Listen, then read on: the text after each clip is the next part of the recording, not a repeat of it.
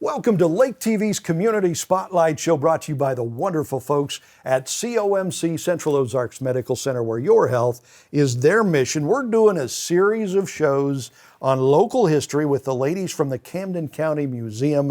If you've been over there, you know there's just a ton of local history. You guys do such a good job with all of that over there, and I love that. It's like the old school, and you got the old gym there and all that stuff. It's really neat. If you haven't been over there, you need to get over there. So this show, we're talking about the building of the dam, right? And we just kind of take it for granted now that the lake is here, the dam is there, it's always been there, but that's not the case. I mean, it's actually only about, 90 to 100 years old. And before that, it was a much different landscape around here. So whose idea was it to build the dam? Was it the community coming together saying, we want a dam, or somebody from the outside coming in? How did that work? Somebody from the outside. Okay. There must have been money involved, right? Yes. Yeah. Ralph Street, all the way back, and it was in 1912. Okay, in 1912? That he did he research. came up with the idea. Yeah, that he did some research and wanted to come up with the idea. And it kind of went back and forth with different folks. And they started preparing to build a dam in the area, like in 1924. Okay. This construction actually didn't start until like 1930. Right. So they were working on that way ahead of time. And so Ralph Street, when you guys sent me Ralph Street, I thought it was a street. I didn't know it was a person. The person. Ralph That's Street a is a person. person, and it was his brainchild that kind of came up with this idea of a dam. And the whole reason behind the dam, why it was eventually built, was for electricity, right? Correct. Yeah. Okay. Not for us, but for St. Louis. Correct. Okay. Yes. Is that still the case? Do they still send all the It's still the electricity case. to St. Louis? Yes, it is So the where same. does the lake area people, where do we get our electricity? Tunnel dam. Tunnel Dam. Okay, it's a whole different place. Who would have known that? Okay, so in 1929, 1930, when they start building the dam, Yeah, they started clearing in 29. 29, they started the clearing. So they started preparation. So this is the time of the Depression.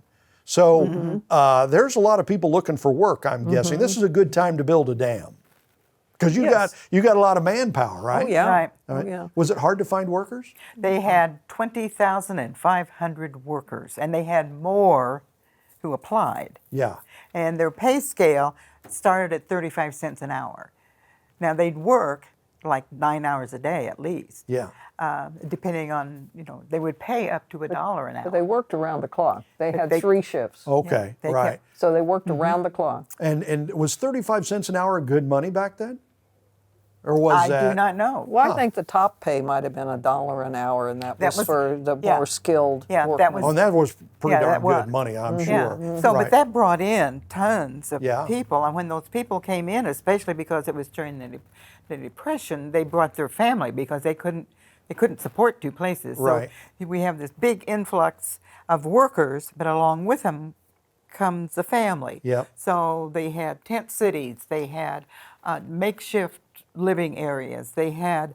There was an issue. What are you going to do with the children? Sure. You have to educate them. Did they educate them? No. Who did?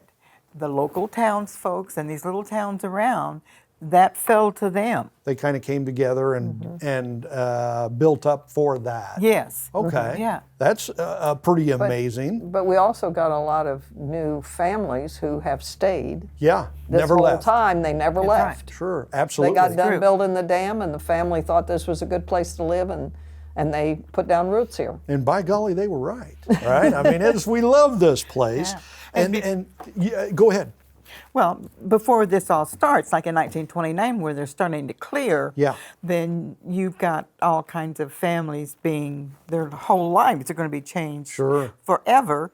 And plus, this was a big area for a tie industry. I mean, Right. this is where the ties came from. And you can still look around the lake if you know where to look and what to recognize, you can still see those tie chutes Yeah. where they would flush those ties down the hillside and into the Osage Yeah, River. float them down the river. But Absolutely. everything changed in this area. Yeah, it had to. I mean, when the lake came in, it was a 180 change, basically. And you mentioned the clearing. They had to clear out the valleys where the water would fill out. So they had to do this before they backed up the water. Yep. And did they go into each of these valleys and just completely cut all the trees down? All the trees had to be cut and chained down so that they wouldn't float. Oh, so they chained those down. They didn't necessarily burn them all or get rid of them. They No. chained them They down, just so they're chained them still down. there. Some of them could be. I don't know. They've probably rotted away by now, but houses had to be moved or torn down or burned down. I mean, we've got pictures of some of the wooden houses just being burned. Yeah. But everything had below the 660 had to be gone. Interesting. Wow. And think about it. All those, I mean, we live here. We know how many trees there are.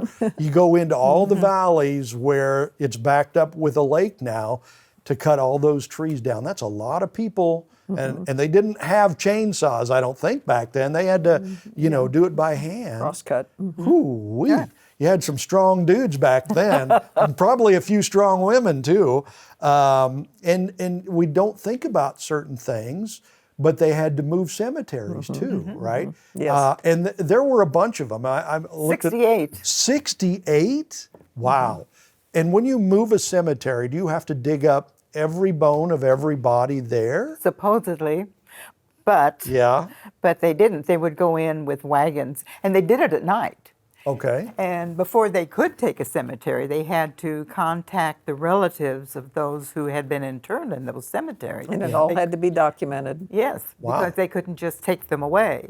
But when they did get that, and they got to the point of moving the bodies, then they would do it at night, because it was in less of a shock on the local people. Okay. I'm presuming, and they would move those. But a lot of those cemeteries were very, very old, so there's logically no way they could No, really because they get were them all. wooden Yeah. coffins that had rotted away. And Right. So they relocated them. A lot of them are at Union Electric has the Roach Cemetery. There are two cemeteries in Roach side by side, and one is a private cemetery, and one is the Roach Union Electric Cemetery. Okay.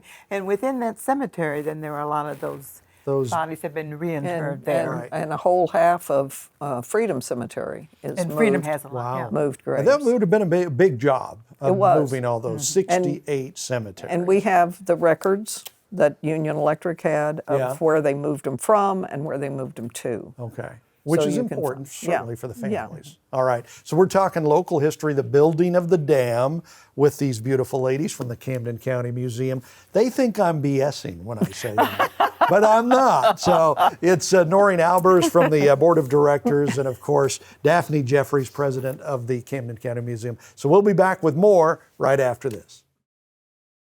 Winter, spring, summer, or fall, Lake TV's got it all. We think it's hot stuff when things cool down. We spring into action when things start warming up. Of course, summer is one big, huge shootout on Lake TV. And we fall in love all over again when autumn rolls around. Winter, spring, summer, or fall, Lake TV's got it all.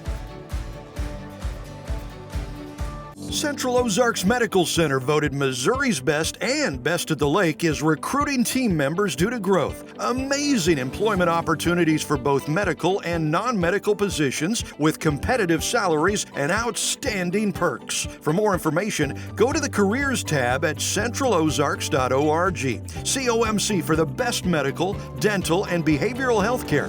Join a leader. Join our team. COMC, where your health is our mission.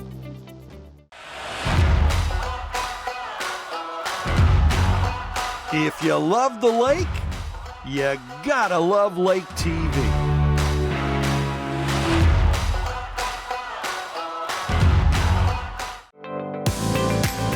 Download the free Lake TV app.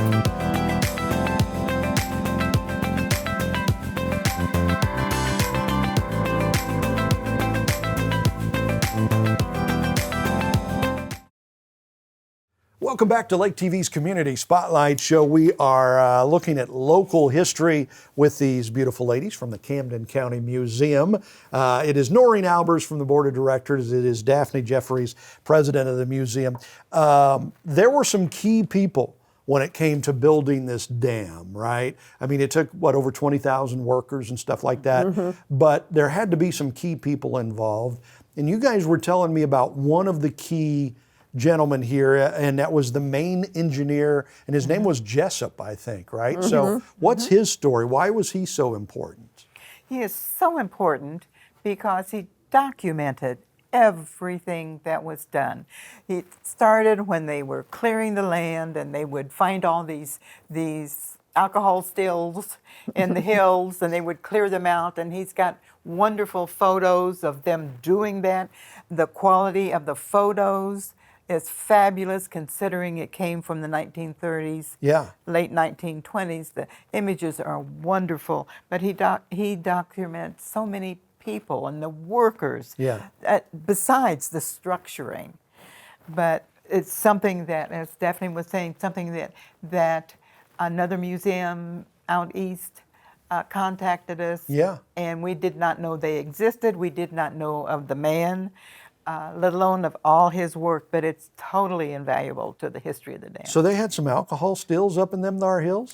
Probably still do. Oh, I was I'm going to sure, say, I think they do. Wow, but they wanted to get rid of these stills, Well, I guess, huh? but they were going to be below the water level, and they couldn't have that polluting the lake. That's true. Okay, things you never think about, right? So when I first moved here, I heard of something called the Oma Norma days, right? And it has to do with the dam. It's the Oma Norma de Graffenried family. So what's the story there? Well, when the dam was finished and they were going to start allowing traffic across the top of the dam, these two ladies, they were sisters. Oma and Norma. Okay. And they decided that they wanted to be the first one. So they got there very, very, very early in the morning. Yeah. I think they got there about 5, and they were going to open the dam at 6. Okay, so they were And so first they in got line. in line, and they got in on the west end of the dam, Okay. on the strip side, and they were there waiting. And when they opened the barriers, there were people coming from the east, but they started off from the west. And when they got to the other side and looked back, the first car from the east had not made it. So they were the first ones to get across the dam. How about that? Yeah. Okay, so that's the story of the Oma Norma de Graffenried, and the family is still in this area. Absolutely.